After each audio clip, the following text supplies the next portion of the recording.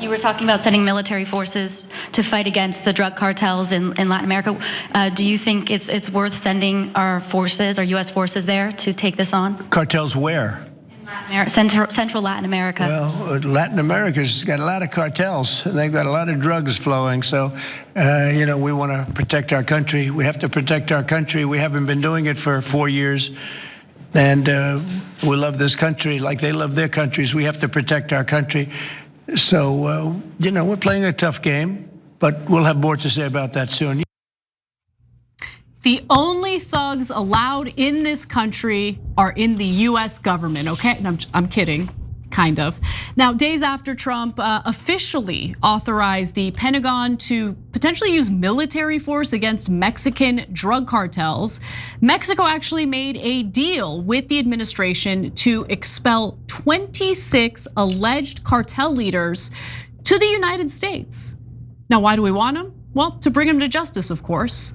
And this story I have mixed feelings about. So bear with me as I give you the details because I'm really curious what you think, Cenk. Yeah, I have an opinion. All right. I will share it. All right. Well, okay. So those who are going to be handed over to the United States include Abigail Gonzalez Valencia, a leader of one of these drug cartels, and it's a group that's closely aligned with notorious cartel Jalisco New Generation, or CJNG.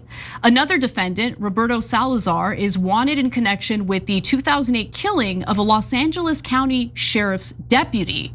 Also included in this group of cartel leaders is Servando Gomez Martinez, also known as La Tuta, a former school teacher who became one of Mexico's most wanted drug lords as head of the Knights Templar cartel.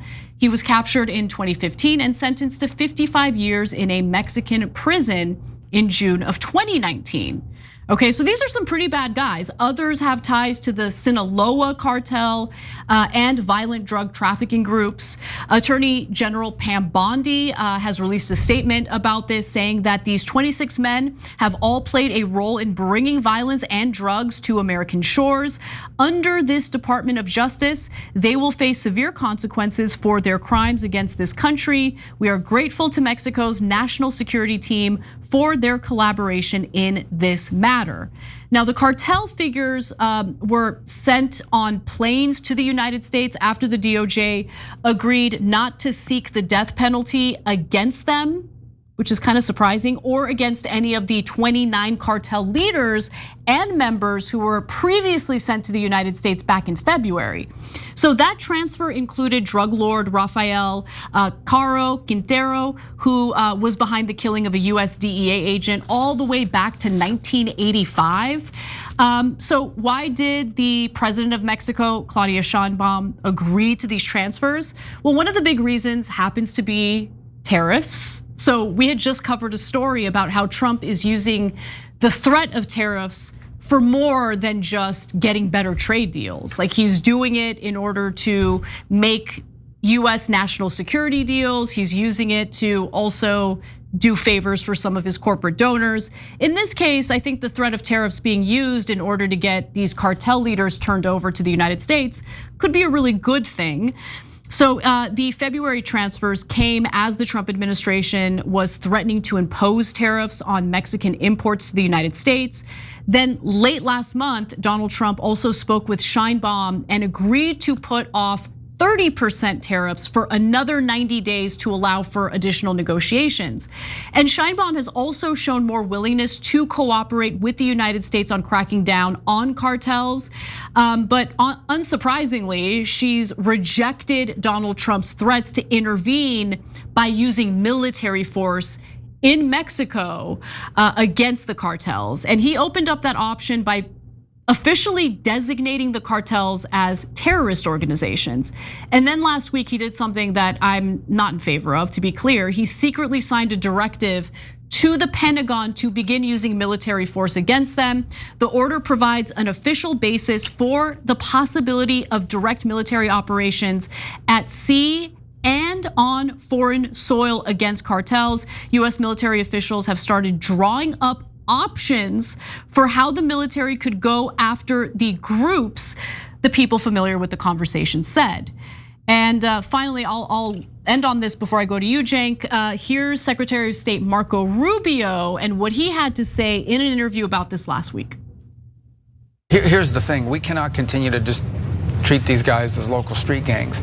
They have weaponry that looks like what terrorists, in some cases armies have. They control territory in many cases. So what it changes is it gives us legal authorities to target them in ways you can't do if they're just a bunch of criminals. It's no longer a law enforcement issue. It becomes a national security issue. Has it changed their behavior at all? Well, I don't know if it's changed their behavior yet, but their behavior is going to have to change one way or another. But it allows us to now target what they're operating and to use other elements of American power, intelligence agencies, the Department of Defense, whatever, to target these groups if we have an opportunity to do it. We have to start treating them as armed terrorist organizations, not simply drug dealing organizations. Man, those ears really did outgrow his head. But anyway, look, this does bring up some legal issues, which I'll detail in a minute. But what do you think, Cenk? First, look, I feel like I've been right about this all along. The ears are gigantic. But they like continued growing way faster. Yeah, that's the only part of Marco Rubio that grew up. Okay, now look, onto the serious story. So number one, just as I was gonna give Trump credit, you're gonna have me start instead with some criticism. But don't worry, hang in there. Fair show in America. So first of all, calling them terrorists silly. We call everybody terrorists, it's dumb. And it allows the government to cheat on things like due process, habeas corpus, attacking sovereign countries. I hate it, I don't want it, we don't need it. We've been fighting bad guys and gangs in America for forever. We never needed that. And it's not like, oh my God, America is about to go under and Trenda Aragua or whoever is about to take over. Yeah, there's certain places where they've done damage, and we've been very clear that they should be rounded up, right? I can't believe that some people fought us on that. That's amazing. Okay, anyways, so we have a great track record against criminals, which I would hope that everybody would have, right? But calling them terrorists isn't gonna help. They're not about to take over Duluth, okay? So number two, attacking sovereign countries, whatever excuse you're using, is a disastrous idea.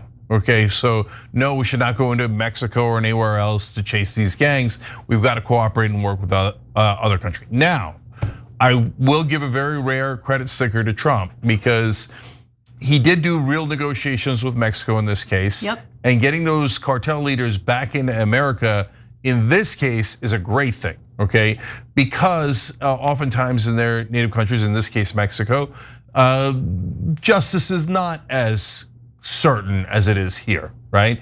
Sometimes they get some luxuries there. Some of the drug dealers have known to have like hotels inside prisons. Sometimes they escape. And sometimes they very conveniently escape with an open door and a key, right, etc. I'm kidding, but only barely, right? So the fact that they will definitely get justice, including for killing a DEA agent, murdering a sheriff in LA, etc. That's great news. We're in favor of justice for all victims and justice, period. It's in the title of my book, okay? So that was a good deal, and it's a little bit of a shame on past presidents for not being able to do that. Yeah, I totally agree. Because it turns out, look here, guys, you have to keep it real, okay? No matter where you are on political ideology. So did putting more pressure on work in getting those people into a secure American prison for the rest of their lives? Not all of them, but most of them for the rest of their lives. Yes, no question. Could other presidents have done it? Apparently, yeah. Right? Now, of course, your partner makes a difference. And Scheinbaum has actually been pretty good about working with us before and after Trump, right? So you also need the right partner, but he got the job done. So credit sticker on that one. But do not go into Mexico or any other country with our military. That's mental. Yeah, in fact, I mean, the fact that he was able to make this deal without using military force means that he shouldn't have to lean into military force. Now look, there's a possibility that Trump signed that order specifically to apply additional pressure to Scheinbaum because the agreement to expel these cartel leaders was just made, and Trump signed that, that executive order last week. So maybe that just was meant to apply more pressure to her. But look, I want to be clear, Mexico is one of our top trading partners. So sending American military into that country and using military force against the cartels, I don't think is a good idea.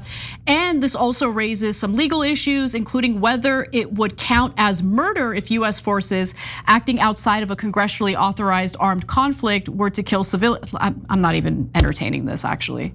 You think Congress cares? Like, really? Congress has ceded its power when it comes to American military force. Right, okay? But on the other hand, that is a very serious and grave violation of international law. It is. To go into someone else's country and kill their civilians without legal authority to do so. So look, I'm a little worried about the Israelification of our foreign policy. This story has nothing to do with Israel. I use Israelification as a word here because Israel genuinely believes their government does, and unfortunately a lot of the citizens do too, where they think, no, we're allowed to go into any sovereign nation. We're allowed to bomb them. We're allowed to kill their civilians. We're allowed to kill their political leaders. We're allowed to kill their military leaders, and there's no repercussions allowed. And if you guys fight back, you're all terrorists, and I'm going to get America to kill you even more, right? So if America adopts that policy, that takes it to a whole nother level, okay? If we say, hey, Mexico, Canada, UK, Iran, Malaysia, whoever you are, you no longer have any sovereignty. We can go into any of your countries and kill anyone we like, and there's nothing you can do about it.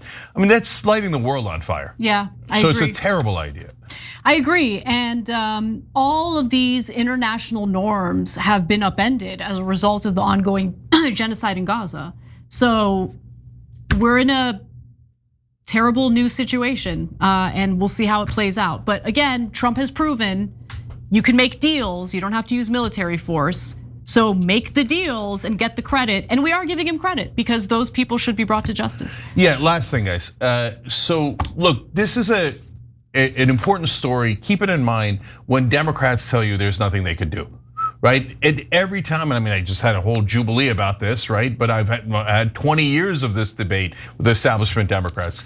Oh no, you cannot get those people out of Mexico. No, the Mexican government will never, there was nothing we could do. There was nothing we could do. No, try hard and see if you can actually get something done. Like there's much bigger fish to fry, like paid family leave and higher wages for all of us, etc.